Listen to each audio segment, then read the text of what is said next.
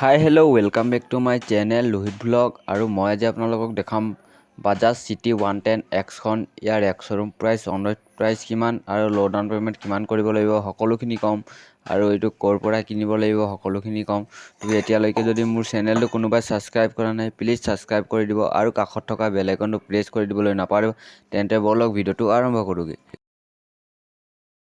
ES alloy BS6 মডেলৰ x-showroom price হৈছে 59,283 rupees আৰু ইয়াৰ RTO হৈছে 6,500।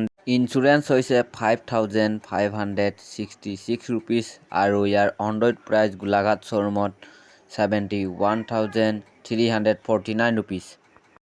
বাইকখনৰ ফাইনেন্স ডিটেইল কৈ দিওঁ।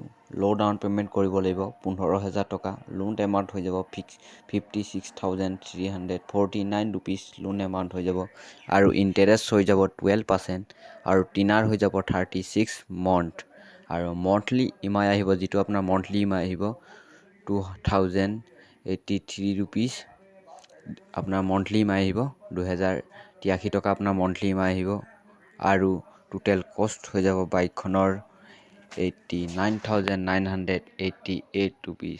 90,000 নপৰে, কেইটকা কম হ'ব, আপোনালোকে লৈ যাব পাৰে একদম কম দামত।